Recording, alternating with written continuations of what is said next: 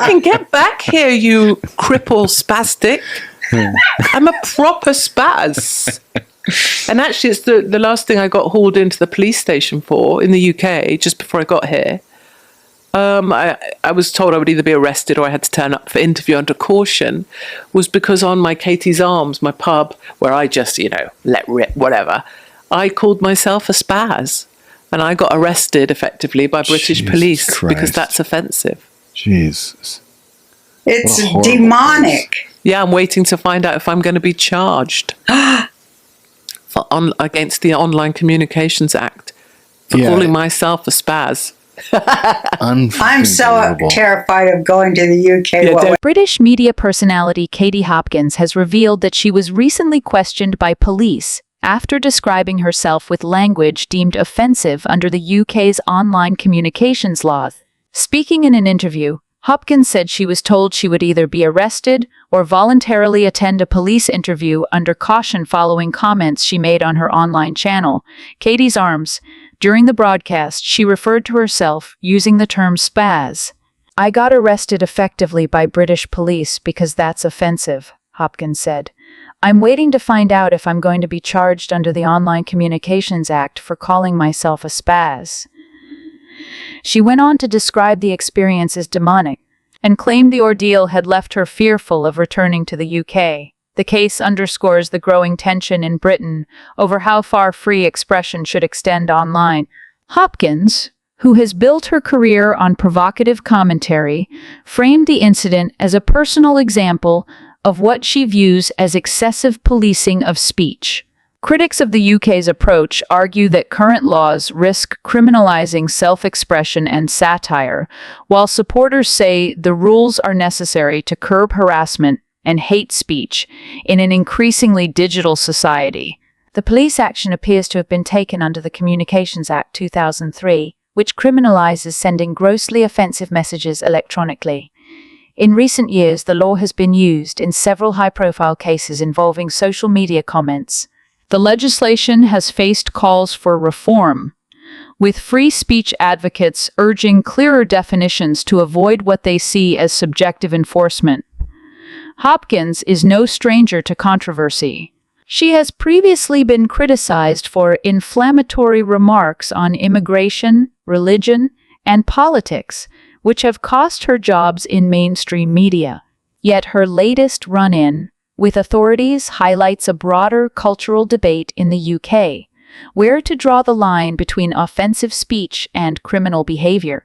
With Hopkins awaiting clarity on whether she will face charges, the case may once again test the balance between freedom of expression and the protection of communities from harm.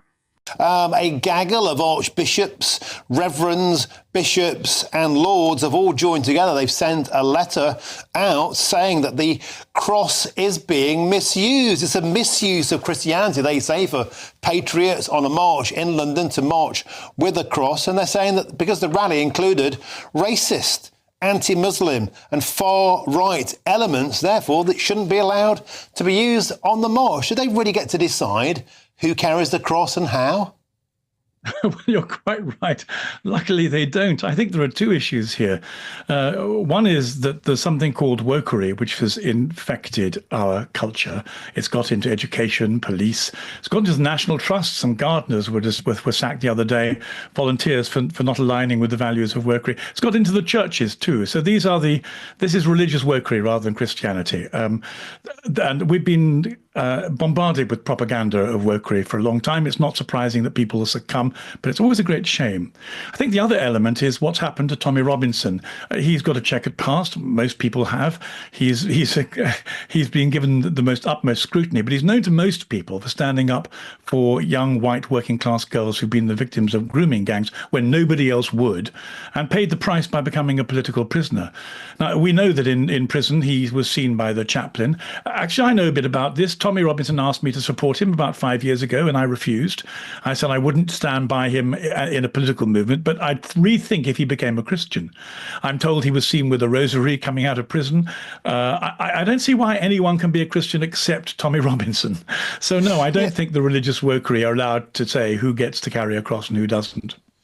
And Gavin Ashenden, I know people who are on that march who actually feel like Christianity is being eroded, it's being undermined, it's not being treated seriously as a religion in our country, which is still just about Judeo-Christian, and they feel that Christianity is being abandoned by the types of people that are now calling them far right. Well, they're right. It's not just a feeling. It's an accurate description of what's happening. It's part of the tragedy and the scale of the crisis is that the people who are in charge of the churches. I don't think this is true of the Catholic Church, but I'm afraid I think it is true of the Protestant churches in this country. And I can explain why if necessary. But keep it brief for the moment. The people in charge of the mainstream churches have gone woke, and they've actually abandoned the people. We're entitled to ask for Christians to be treated equally with Muslims, but they're treated worse now. You don't have people sacked for being Muslims at work. You do have them sacked for being Christians.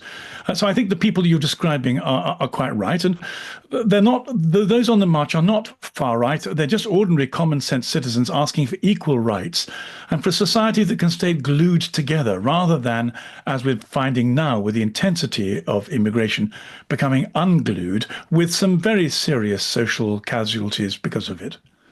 And Gavin Ashenden, I think you're exactly right, by the way. You're speaking absolute common sense today. People will be crying out in joy at their televisions for what you're saying. You're finally speaking out some common sense here. And isn't it the point that people feel that the church speaks out on climate change, on vaccines, on immigration, on refugees welcome, a multitude of things. And of course, they're entitled to do so. If you break ranks, if, well, actually, I don't agree with that part of Christianity, in some way, you're seen to be a bad Christian. You're being excommunicated almost from the conversation. And that's the last thing that Jesus Christ would have done. Well, that's absolutely right. I mean, first of all, I want to say thank you to GB News, because without you, we wouldn't even, and Elon Musk, without you, we wouldn't even be able to have the conversation. But the fact is that one can't really talk about the church. You can talk about churches that have gone woke and churches that are keeping the faith. And that was this distinction I was trying to make earlier on. The problem is that the churches that are trying to keep the faith and live out the values of Jesus have discovered that it's illegal to do it. In fact, if you were to stand on a pavement and read out from a Bible, you'd be arrested by our police for causing a hate crime. No one's ever been arrested for reading from the Quran for doing that. So we have a two-tier justice system, a two-tier culture, and we absolutely need church leaders who are willing to speak out and to defend the choice of being a Christian. We're not asking everyone to be forced to be Christians.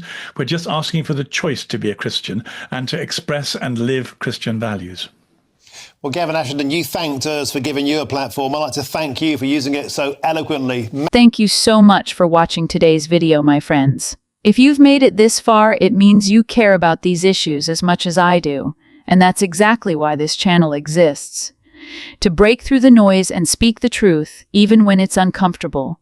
Also, make sure to hit that like button if this video added value for you. That's where you come in. A like, a share, even sending this to one friend who needs to hear it. It all matters, and if you haven't already, go ahead and subscribe to the channel. Turn on that notification bell so you never miss an update, because we're only just getting started, and there's a lot more coming your way. Finally, and this is important, join our Telegram community.